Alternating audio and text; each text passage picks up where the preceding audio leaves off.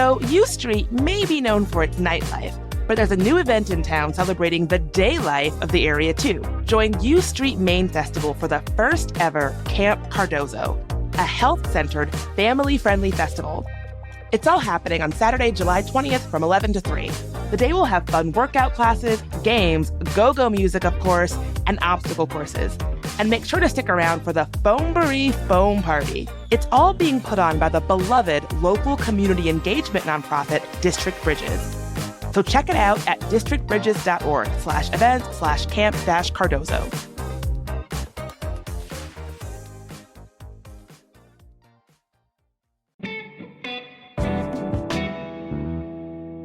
I'm David Plotz, the CEO of CityCast. Many of you don't know this, but the show you're listening to right now is part of a larger network of daily local podcasts that we make here at CityCast. We have 13 teams around the country on the ground making newsletters and podcasts that connect people to their cities, including here in my own hometown of Washington, D.C. Go CityCast DC. I listen to all of our shows, and I am always hearing local stories that could affect all of us around the country one day. Or they're just so interesting that I feel compelled to tell my friends about them. So today, for July 4th weekend, we're going to try an experiment. All of our hosts have joined me on one giant Zoom call. Hi. Hey. And they've joined me to tell me the story from their hometown that you absolutely need to hear about this year.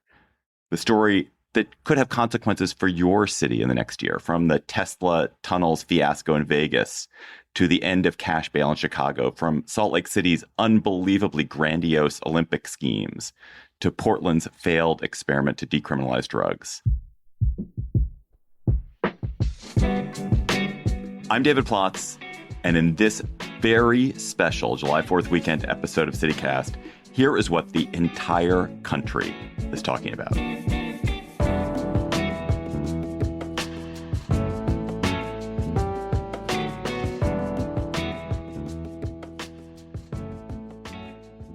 So let's head out on our whirlwind tour of the United States of America. And we're going to start in Chicago with our CityCast Chicago host, Jacoby Cochran. Hi, Jacoby. What is happening in Chicago today that the rest of us need to hear about? What's up, David, and all of the other hosts across the CityCast network? I'm excited to talk to y'all today about Chicago and Illinois' end of cash bail. While Chicago and Illinois' criminal legal system has been an easy target for anti-Black misinformation, no measure has been as fiercely discredited in recent years as our state's Safety Act, signed into law over 3 years ago on the strength, might I add, of support from Chicago area organizers and representatives. It called for a broad set of reforms, among them the first state in the country to eliminate cash bail. A quick cash bail 101 for folks. Under the cash bail system, judges set a dollar amount a person would have to pay to avoid being jailed for weeks, months, or even years while waiting for trial. This system drives up the number of Black, brown, and low-income folks who are incarcerated pre-trial. And it's critical to note, people who are jailed before trial for even a few days or weeks because they cannot afford to pay bail risk losing their jobs, their housing, having their families destabilized, and are much more likely to either be convicted or pressured into plea deals. This is something I personally saw the brunt of while teaching storytelling inside of Cook County Jail, Illinois' largest county jail, which is located on the Lower West Side of our city. Court challenges slowed the Safety Act's implementation for 2 years. Now, after 9 months since enacted, we are observing shrinking jail populations in counties across the state. No radical increase in post-release crimes, as the misinformation would have you believe, and more detailed ruling from judges in detainment decisions. While it's still early to draw sweeping conclusions, proponents are pushing for more investment to help individuals navigate the pretrial criminal legal system. And this model, while being lampooned in cities across America and probably in many of y'all cities, I believe in time we will see more cities and states adopt the measure as we continue to reimagine our public safety strategy, both locally and nationally. So, Jacoby, quick question about that. So in a lot of places where cash bail or the end of cash bail is considered, it becomes part of the we're weakening public safety conversation. And people are like, oh, you get rid of cash bail and they're all dangerous people on the streets. And this is all part of the Democrats' plan to make cities unsafe. How does that played out in Chicago? Is there a political implication in Chicago, I guess? I mean, it was a major political battle throughout the years-long battle to get this considered at the legislative level, and then the push to actually get it signed by the governor. And then again, implementation was slow for 2 years because of challenges in the court system in more conservative counties in which that rhetoric and that narrative has carried throughout. But I would argue that our public safety strategy as constituted is not necessarily serving us up this world we believe the end of cash bail will bring forth. And by all practical measures, murders are down across the nation. Violent crimes are down across the nation. Shootings are down across the nation. The world by, the data is getting safer, and ending cash bail is less about, handcuffing police and law enforcement and more about sort of rooting out the inequities of our system that make Black, brown, and low income folks bear the brunt of our criminal justice system. So I like the idea of cities and states being labs for public policy experimentation. And we have some really great, interesting examples of that in some of our other CityCast cities. Not all of them have been as promising as what Jacoby's describing with bail. And Claudia Meza, you and the CityCast Portland team have been watching Oregon try and so far fail to figure out a roadmap for decriminalizing various drugs, right? That's true. Yeah. About 4 years ago, Oregon voters overwhelmingly, including myself, approved ballot measure 110, making us the first state in the U.S. to decriminalize possession of small amounts of all drugs. But it was also supposed to expand addiction services and social supports through the marijuana tax money that was coming through and all of the law enforcement savings that we were going to have because they weren't arresting petty drug crimes, which sounded amazing on paper. But the addiction services, David, never showed up, and neither did the social supports. So we also weren't saving much on law enforcement. And pretty soon, open air fentanyl markets were springing up downtown, and people suffering from addiction became very visible. So you have this very visible fentanyl crisis, and then it's coupled with our housing and homelessness crisis that's affecting most major West Coast cities. And you kind of end up with a bunch of people frustrated with what appears to be neglect on all levels. And so people were doing hard drugs out in open parks. Kids were having to dodge drug paraphernalia on their way to school. At one point, Portland saw 200 opioid overdoses in 5 days, which sounds like Fox talking points, but this was just the reality of the situation. But I do want to call out, and this was the most embarrassing part, is it wasn't all of Portland. It was mostly concentrated in our downtown and central east side neighborhoods, which is where most tourists stay. So that's where the majority of our hotels are located. Terrible optics. And that helps spread the narrative of our downfall nationally. So this April, Oregon Governor Tina Kotek signed a bill that recriminalized drug possession, walking back major tenets of Measure 110. And there were some outside national interests in play that I can go into, but I don't want to take up all the time. But yeah, there was a lot going on behind the scenes. Has anything changed since the recriminalization has happened? Does it look different? Not really. I mean, supposedly we've also banned outdoor camping. And, I just feel like the services need to step in. I mean, really, David, what happened was outside interest came through, tried to change the city's infrastructure, didn't have local involvement. Law enforcement didn't have any kind of buy-in. And so they had this issue. They couldn't navigate being the conduits of, I'm supposed to take you to services that don't exist. The best thing that happened out of this is that people were like, oh, so what didn't work out was this new law that is supposed to walk back Measure 110 is more forceful in creating the infrastructure that wasn't there before. So hopefully, maybe, if we ever try that again, it'll actually work out. We'll see. Let's talk about a totally different kind of it. It's not really an experiment, but it's an example of a city doing something that at least I had never heard of. So we've all heard of there being Chinatowns. Many cities across the U.S. have Chinatowns. But Ternary in Philadelphia, Philly is going to have an Africa town, which is something, of course it should have an Africa town. How did it come to be? What's happening there? Yeah, so Philly is a city of neighborhoods, and we are so proud of our neighborhoods. But the African Cultural Alliance of North America is trying to add another one in Southwest Philly. And this is a neighborhood, according to their polling, that has 74% of residents that are immigrants from Africa or the Caribbean. In fact, the recent data by the Pew Research Center shows that Philly's population of Black immigrants grew by 121% between 2000 and 2019.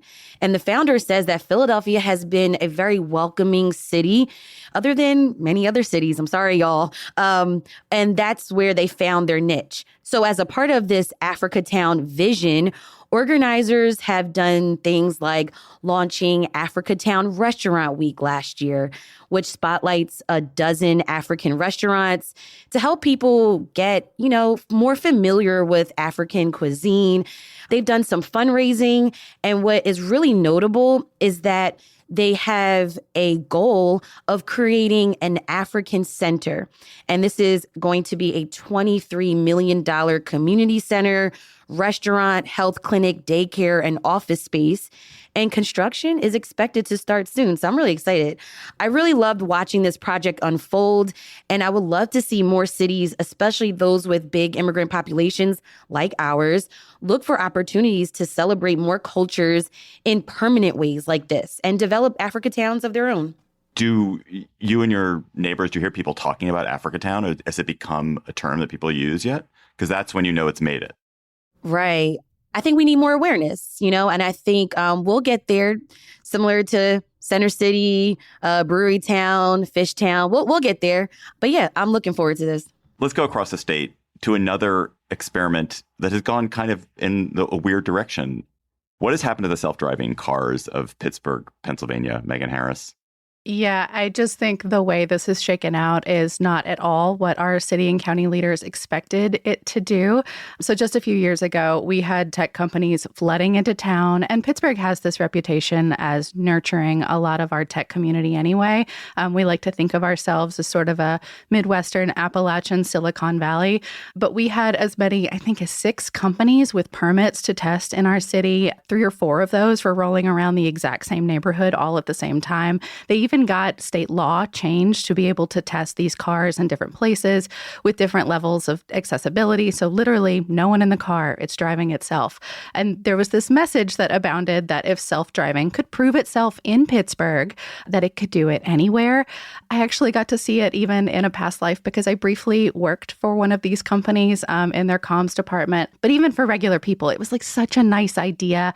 More access for people with different abilities, not having to have that awkward conversation with like an older relative, for example, about when to maybe put the car keys down. But it just didn't work out that way. Instead of figuring out this technology, Pittsburgh itself turned out to be like impossible to plan for.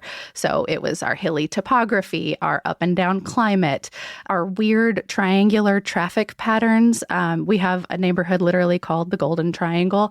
And then this just constantly evolving problem of construction. It just flummoxed developers, so much so that most of them have either quit, like completely, like the companies are gone, or they've moved out of town, which for me now begs this question of if self-driving can't work in Pittsburgh, will it actually work anywhere else?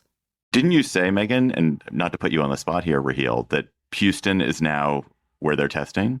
They're testing still in other parts of the country where they have more consistent climates, for example. But yeah, I'm curious to see how this shakes out specifically for our neighbors down there in Texas, because one of the companies still headquartered in Pittsburgh just started testing autonomous routes with 18-wheelers on I-45 between Houston and Dallas. So, Godspeed, y'all.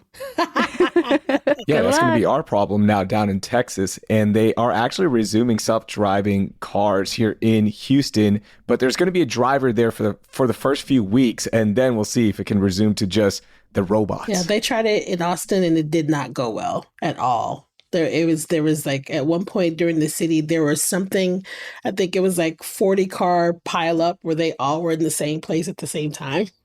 Like pile up like they crashed? Yeah, they crashed into each other, but in this weird like circle.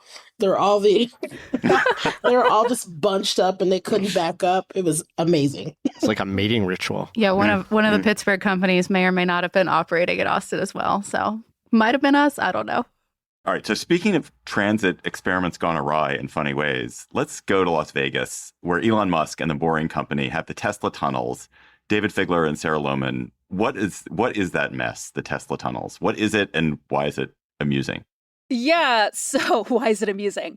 Cute maybe you all, but what a mess here. So billionaire Elon Musk started the Boring Company in 2016, and the goal was to drill tunnels for his Teslas in cities across the country that he said was going to fix soul-crushing traffic.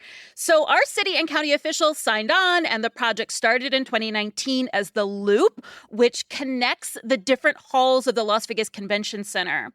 Personally, I've been on the Loop, and it is so slow. 4 people have to get in and out of a single car, which is so inefficient compared to a train or a bus. And Musk promised driverless vehicles and speeds of 150 miles per hour. But so far, there are drivers driving 40 miles per hour. And the Boring Company does seem to value speed over safety, especially during construction. And now OSHA has cited them for violations. David, do you want to talk about the toxic sludge? No, Sarah, I don't want to talk about the toxic sludge. But then again, neither do most of our local public safety officials in Las Vegas. So it's a mix of chemicals, dirt, and groundwater coming up, basically mining byproduct. And when sludge hits skin, according to OSHA, there are significant burns. So eyebrows got raised when Boring started dumping some kind of wet dirt next to a busy outdoor shopping complex without proper permits. A lot of questions remain. Why is it being put there? Where else is it? Is it dangerous? Same goes for wastewater that they're getting into the storm drains. So all of this is to say, if this is a test case for other cities, which it does seem to be, officials from all towns are coming here to look and see how it works, we should have concerns about how little info is coming out, the insufficient environmental impact studies, also the weirdness of officials being way more cheerleader than watchdog. How big are the tunnels? Is it like just one loop, or it's like miles upon miles upon miles of tunnel?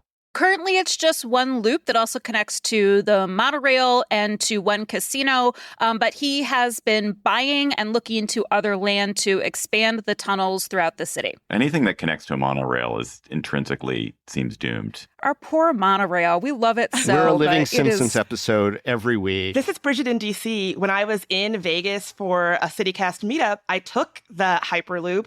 I was very underwhelmed. I thought it was going to be this space age thing. Quite the opposite. Yeah. I'm totally indifferent to it. You know, I mean, we had an expert on our CityCast Las Vegas podcast. He called it a white elephant, a useless gift. The tunnels, they aren't big enough to be repurposed for actual rail lines or anything else. Honestly, at this point, it's a novelty. It's underground single-file taxi service with manned Teslas that still only go a few miles after years of work. It's just it's weird how people are talking about it. It drives me crazy. It's space age like Space Mountain was in the 1980s. And our politicians keep saying that they support this because it's public transportation for our city that's basically free. We don't have to pay for it, even though there's about $52 million of public funds that were already kicked in by our local convention authority.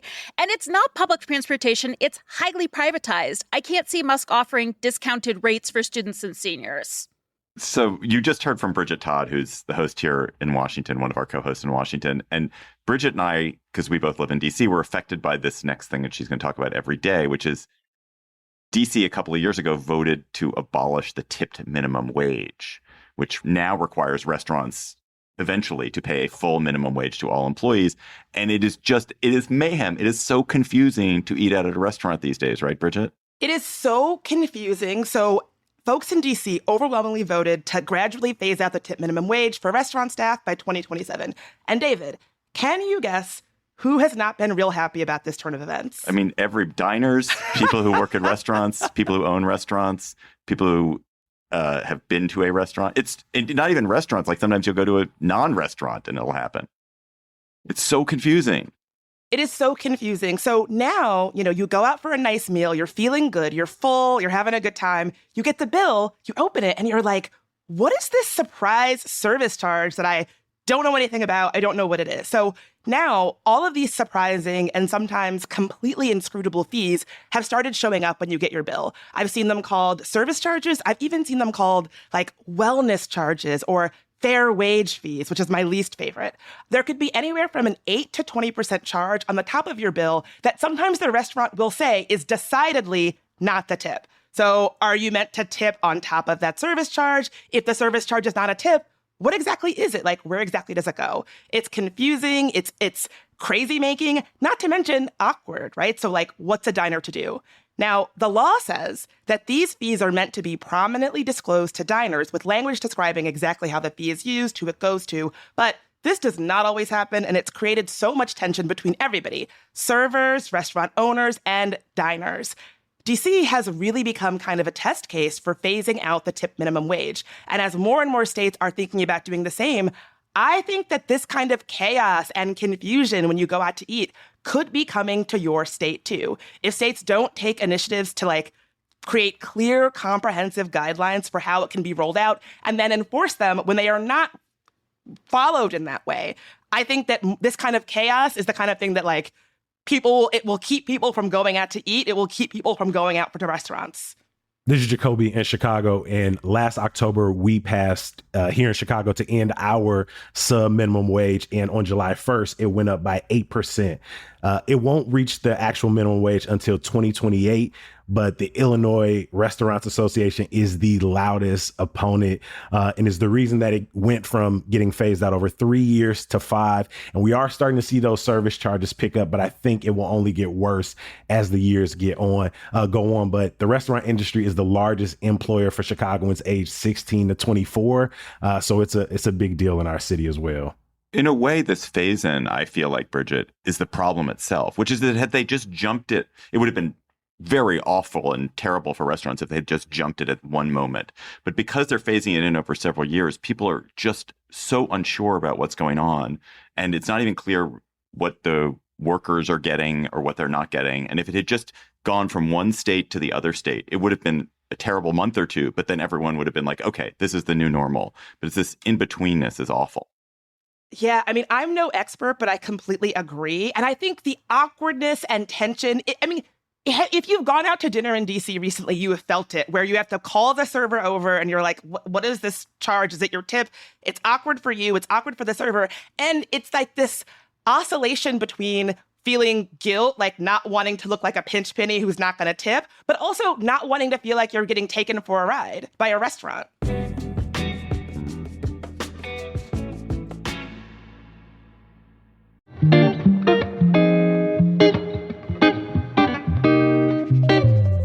Summer has begun in the Capitol Riverfront area down by the Washington Navy Yard and over into Buzzard Point. So we are collaborating with the Capitol Riverfront Business Improvement District to offer a few insider tips to help you make the most of your summer. First off, Friday night concerts are now underway at the Yards Park Boardwalk. The concert series is taking a break for the July 5th weekend, but we'll be back in full swing Friday, July 12th, running through August 23rd with local performers. Or stay cool with activities along the river, whether fishing or kayaking out of Ballpark Boathouse or hopping on a tiki boat like Whitlow's on Water. There is truly something for everyone. Visit www.capitolriverfront.org for the full events calendar.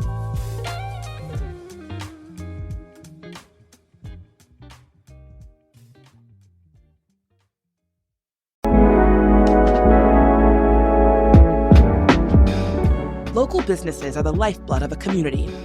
That's why at CityCast, we love introducing you to so many of them. And when it comes to supporting local businesses financially, no other bank does it like Eagle Bank. With both business and personal banking expertise, Eagle Bank has invested in our community for more than 25 years.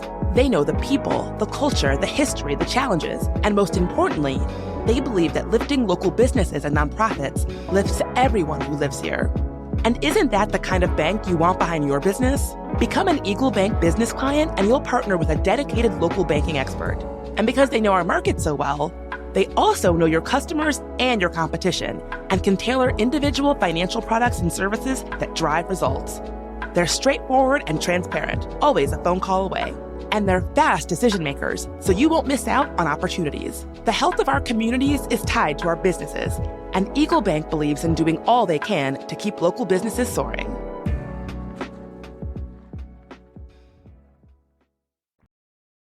So another theme we have seen at CityCast recently is cities making big bets on their marquee industries, on some signature industry. Sometimes that's working, sometimes maybe it's not.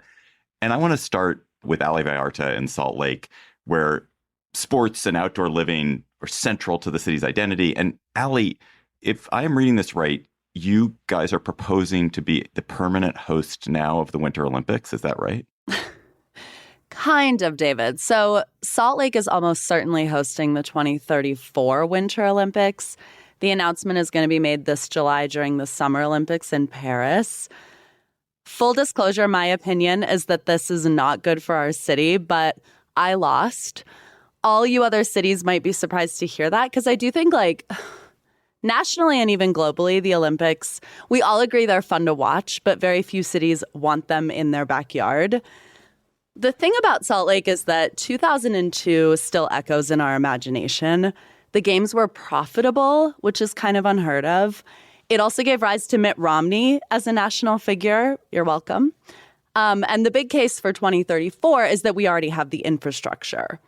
Now, the problem is that the IOC says that because of climate change, there are very few cities that will be cold enough to host the Winter Olympics down the line. So they're looking, as their climate plan, to establish a rotation of cities that could host the Winter Olympics like every 20 to 30 years. And Salt Lake is on that short list, and they love it. So what this could mean is who loves it? The people of Salt Lake City that aren't me and maybe 10 listeners who email me weekly in agreement. But what it would mean for the nation is that the U.S. could have the Olympic Games every 20 to 30 years. I don't live in Salt Lake, but that honestly sounds awesome to me. Why are you such a Grinch about it? Okay, I'm an Olympic Grinch because if we remember, for example, in Beijing, just because it's cold doesn't mean that you're getting snow. So they used 50 million gallons of water to blow snow to host the Olympics. Now, anyone listening who's never even been to Salt Lake City is probably aware of the shrinking Great Salt Lake, which is our great existential climate threat here. It's kind of hilarious, given that we're most famous for not having any water, that we'd be tapped as one of 12 cities that's going to have potentially a lot of snow in 60 years. I'm not really buying it. I will say it might lead to better air quality for us because the IOC seems to be bringing a little more rigor in terms of air quality than the state of Utah itself. And it will force our state to invest in some infrastructure in Salt Lake City, which could be good for us as well. So another city that's making a big bet on the future is Madison. Bianca Martin at CityCast Madison, what is the big gamble that your marquee university, your wonderful University of Wisconsin, is making? Yes. So we've all been talking about, beautiful things and also lots of frustrations that we encounter every day in our daily lives. Our city has our flagship university for the state, UW-Madison. And we have a new provost, so a new second in command, Charles Isbell, who wants Madison. Love that guy. Great guy. He's awesome. We had him on the show. I highly recommend anyone listening, if you're interested, definitely go check out that conversation. He's a big thinker. He's been working on AI since, the 90s. And he thinks that UW-Madison could be the epicenter of the AI revolution. And I am with him. AI is supposed to make our lives better, but we know there's a lot of biases. It follows human interactions, and we run around with a lot of stereotypes and problematic behaviors, and that gets replicated in our AI. So he wants us to be, him and the entire university, the chancellor, wants UW-Madison to be the epicenter of studying the human dimensions of AI and how we can keep AI human-centered. And I think we can do it. So you might not know, but UW-Madison is one of the top 10 research universities in the country, and that's because we spend like $1.5 billion in research. And I don't know, know, our contributions are kind of crazy. We have to brag about ourselves because I know you coasties, like, you're like, okay, UW-Madison, you're cute. We've got Caltech, we've got Stanford, we've got MIT. Why you guys? But our contributions to our society and making things easier and also more efficient are pretty insane. We go hard on research. So we've changed national public policy on so many things, medicine, the way we do weather computing. So I think that we can really actually become the flagship for the country if we wanted to be. Any sense of how much money or how many jobs that the university is going to bring in around AI? Yeah, so they're looking to hire and recruit 150 new faculty, and at least 50 for sure will be focused on AI. And what's dope about this is like the big bet is that UW-Madison has scale. So that's what some of these other universities or some of these other colleges that really focus in on, similar technology might not have. We've got 50,000 students and like over 1,000 different programs at our university. And that together, like they're thinking those 50 faculty will be pairing with, law experts and educational experts. And that's what's really going to be able to make this thing glow, because we have to really find the bugs and issues in AI and where, our biases leave us vulnerable to disaster. Everyone is thinking about AI's impact on ruining our lives, at least. But people like Charles Isbell know the power of this technology, and they want us to be the leader there. This is Megan in Pittsburgh. Carnegie Mellon University is going to come for you. Just wait, it's coming.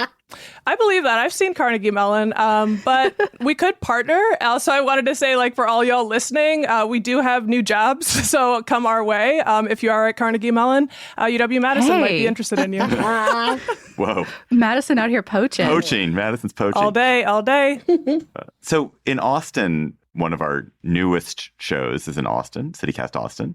It's a different problem, Nikki Devon. It's a city that's gotten too rich to support one of its fundamental core industries. What is going on with music in the live music capital of the United States? Well, we stay calling ourselves the live music capital of the world. All the time, it's everywhere, all of our stuff. But Greater Austin Music Census says that most of our musicians live at or below the poverty line. And those that don't live below the poverty line are just moving out altogether. In addition to that, all of the cool venues around town that you used to be able to go on any night of the week and hear music are getting shut down because of the insane rent. And so the city created like this thing, it's called the Live Music Fund. And they just recently increased the grant funds to $4.5 million that can be spread out to musicians and venues. But it's not enough. If you get the grant as a musician, you could get between $15,000 and $30,000. If you get the grant as a venue, you can get between $30,000 and $60,000. But the average cost to live here in a tiny, tiny, tiny matchbox apartment is like $1,538 on the low end. And then as a venue, a friend of mine owns a venue. She says her rent is, when she, if she negotiates, it's like $10,000 a month just to, have like a little hole in the wall venue, right? So the grants are not enough. They're not helping for long-term stuff. So people have had to get really creative, specifically our college age kids, because, we're a big college town, UT. They've had to get creative where they hear and play music. So now they're playing music at convenience stores at night. They're playing music at dorm cafeterias. They also are playing music in drainage ditches under MOPAC, which I have to say is severely cool. It's very, very cool. I appreciate the youth and the fervor. It's very, very cool. I'm a little too old for it, but I'm into it. So it's the question is how much longer can we keep calling ourselves the live music capital of the world when we can't keep our musicians in town and we can't keep our venues open? And, music is a part of the fabric. It's a part of our identity. And it would make sense that we would come up with some sort of long-term solution. But, we haven't done that yet. We haven't done it. Grace Fuse in Nashville, I hear you bristling at the idea that Austin could consider itself the live music capital of the world. Listen, the title is up for grabs because we are struggling. We're not making good on it. We're not making good on it. Come get it. Come get it. In fact, we already have it. And actually, I've never heard of you being the music capital, which probably means this is a one-sided rivalry. There's always one side that thinks that they're rivals, and the other one doesn't even notice. We don't even notice you. We're going to always be Austinville. Yeah, we'll That's see. what it is. That's what it is. It's always going to be We're us gonna two going back and forth. Oh, here comes Vegas. This Here is comes Sarah Vegas. in Las Vegas. Whatever. And we are coming for you. I actually just wanted to jump in that I've been seeing this alternative music venue thing happening here in the city, especially for kids that are underage. We did a whole episode about third spaces. And since then, I've seen kids playing in coffee shops It's huge. at like 11 p.m. and midnight. And I think that's so brilliant for them. It's huge. And by the way, though, the cost of living here is way cheaper. So Are you implying that we don't have probably kids just at better coffee move shops into our city. at Sorry. midnight playing music? Because you're wrong. We have punk rock. We have so much more than country, Sarah. You don't know the half of it. Not out there with their acoustic guitars. We also have Celine Dion in Dirty Vegas. guys. So I'm All just right. going to say that. Austin, we're in Okay. trouble. Coming back. We're in trouble, Austin. Maybe. Let's Grace, you can now get your time in the sun here. Whatever you want to say. Our other new show is CityCast Nashville, and Grace Fuse, you already heard from her a little bit.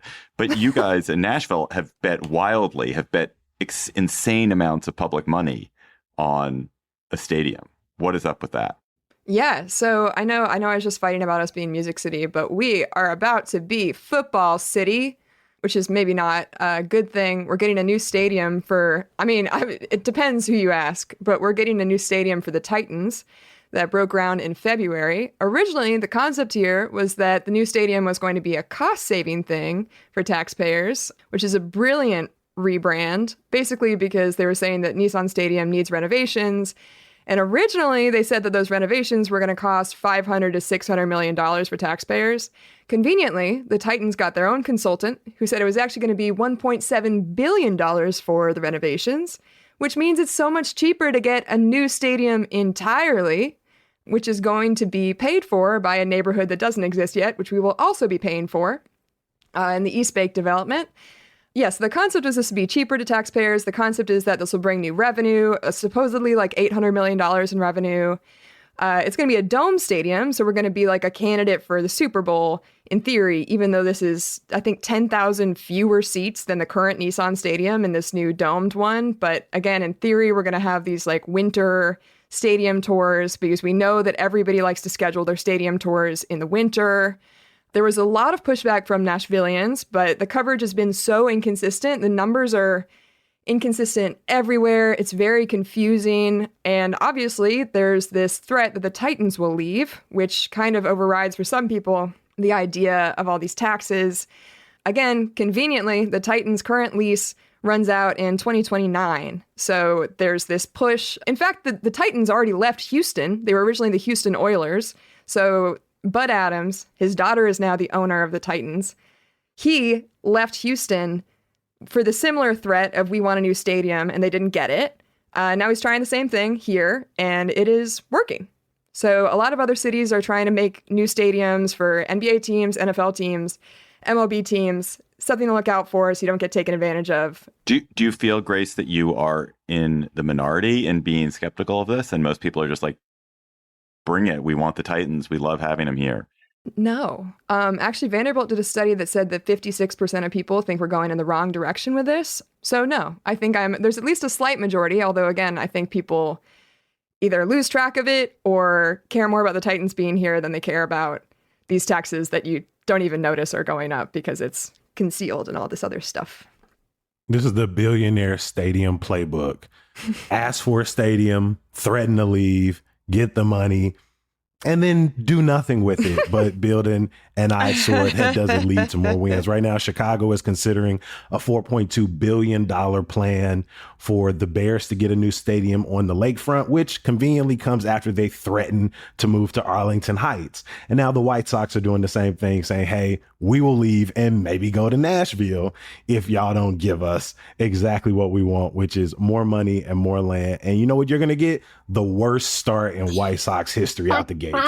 That's the money we got. The Bears are at least saying we'll give you, maybe half of the money. The White Sox said, we ain't got nothing for you. Bridget in DC here. Ask Ted Leonsis how that worked out here in DC. Aren't they going to Virginia? No, we kept him. We got him to stay. And now he's on good. The threats. And now he's work. on an apology tour, being like, DC, I love you. Let's get back together. Don't fall for the mock-ups. Listeners, you can't see this, but in the chat that's happening, everyone's comparing sort of their housing costs, and it's clear that everyone should move to Las Vegas. The lesson seems to be that everyone should move to Las Vegas because the housing seems to be.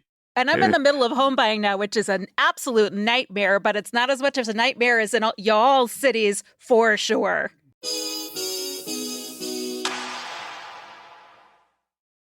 Weighing in with soybeans and a baby show straight out of Norburn, Missouri, we have Soybean Festival. From Hayward, Wisconsin, at 73 years young with the world's largest muskie statue, put it together for Muskie Fest. Finally, packing a punch with fire dancing and a pet costume contest, the Roseau, Minnesota Fall Harvest Fest. One of these festivals could win $100,000 in the Cenex Hometown Throwdown. You decide. Cast your vote at CenexHometownThrowdown.com. Cenex, powered locally. So we're rounding the horn to the final stops in our CityCast national tour, and I want to talk about some cities where national and local political issues are kind of cross-contaminating each other. We live in this very partisan, very divided nation, and in some of our cities, local issues are becoming infected by national divisions, and in other cities, national divisions are trickling into cities and fomenting local conflicts that hadn't existed before. So I want to start in Houston. Raheel Ramzanali, how is Texas's very red state government preventing your very blue city of Houston from carrying out its own policies? Yeah, so since last June, Harris County in the Houston area has been trying to launch a pilot for a guaranteed income program. It's designed to give $500 a month to about 1,900 families for a year and a half using funds from the American Rescue Plan. So not even funds from the state level. This type of assistance program aims to lift low-income families out of poverty, and a lot of cities across the nation and even in Texas are leading the way. But in Houston, the pilot is getting caught up in this red state, blue city politics that shapes so much of local government in Texas these days. Just a few weeks ago, the Texas Supreme Court put the pilot on hold because a pending lawsuit led by State Attorney General Ken Paxton, remember that name, says it's unconstitutional. So the Houston area residents who were chosen by a lottery system are still waiting for their first payment. Austin and San Antonio, they have similar programs. They've executed those programs already. But in Houston, it's being held hostage because the red state government won't let a blue city experiment with a social impact program using funds from the American Rescue Plan. Now, why does this matter to everyone listening? Well, some people think it could set a precedent to target other guaranteed income programs throughout the country, especially if former President Trump were to win the presidency in November, because he's already floated the idea of Ken Paxton as a candidate for U.S. Attorney General. Oh, my goodness. Is the guaranteed income program popular in Houston? I assume it is. I assume people are excited to test it. Yeah, everyone was excited about this when it was launched. There was so many applicants for it. Unfortunately, you don't want that many because it's people living below the median income, right? You don't want that many applicants, but everyone was excited. We were all excited to see the results from this. Can you roll this out on a bigger stage in the city of Houston? How would this help families escape poverty? And now we don't know. We don't know if we'll ever find out.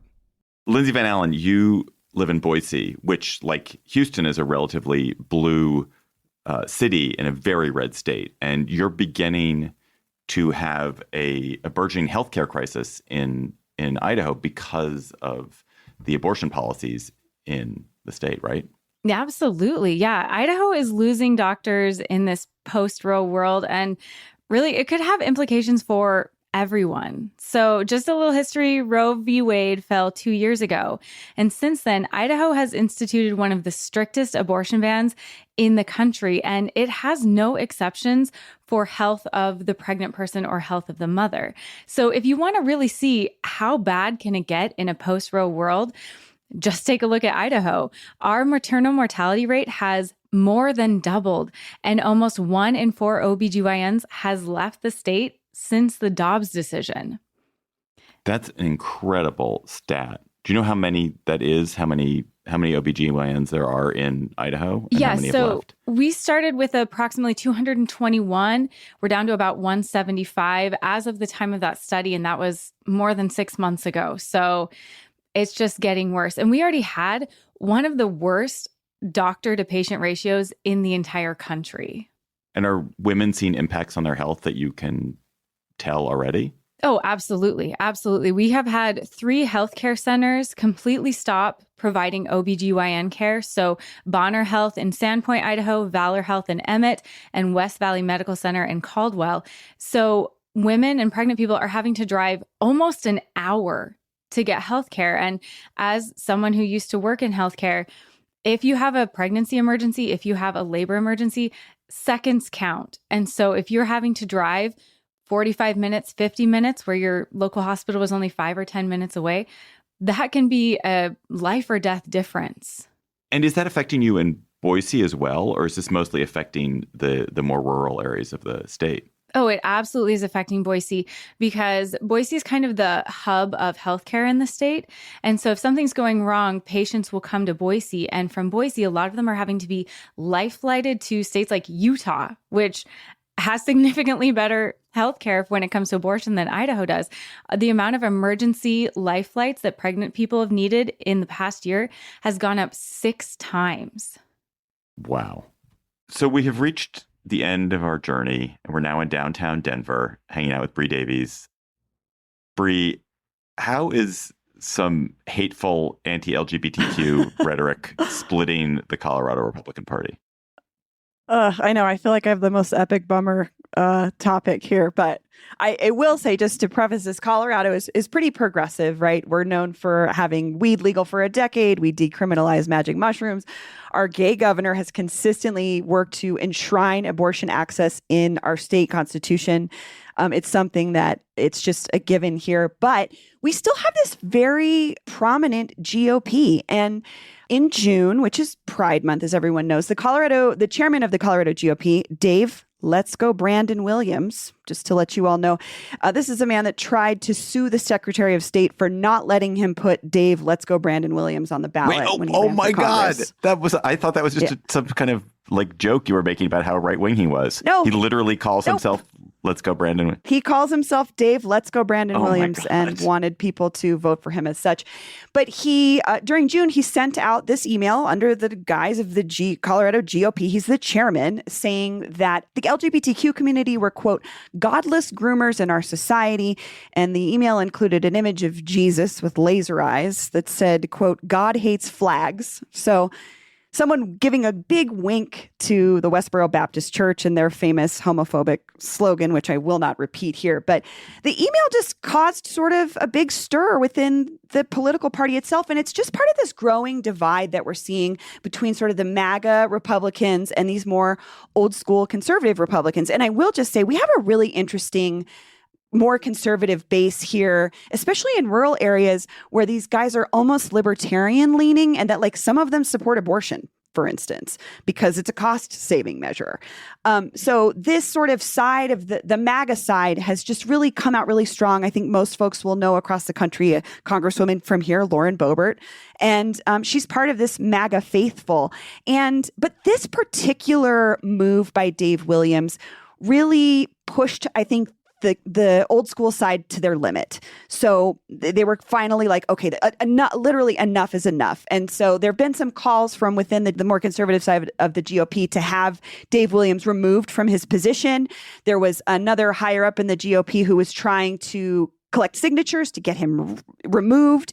And then she was censured. So it's still this fight back and forth between the MAGA GOP and the conservative GOP. And I think that it obviously has bigger implications for what's happening around the country. But it's just something that I think a lot of folks don't know about Colorado is just as much as we're a progressive stronghold, we have a very interesting dichotomy within our own GOP.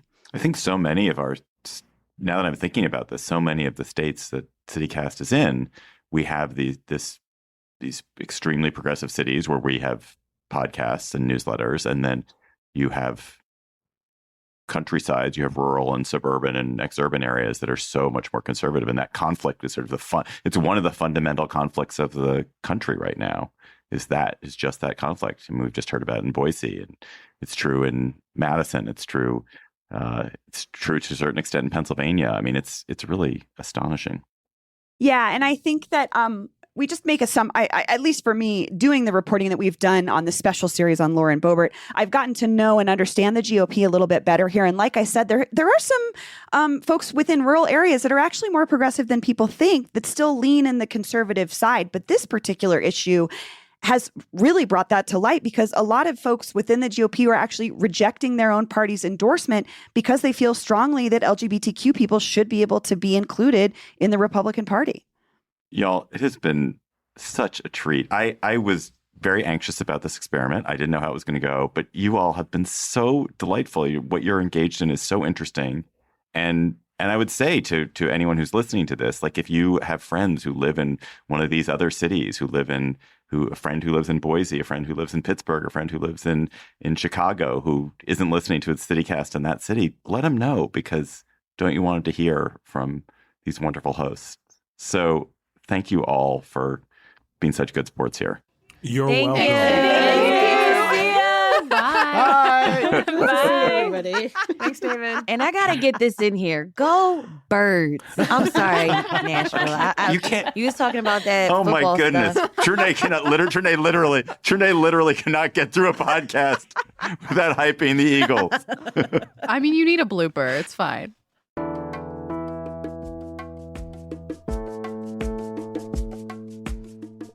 Thank you all for joining us on CityCast USA and hearing about some local issues that may be what your city is talking about in a few months or a few years.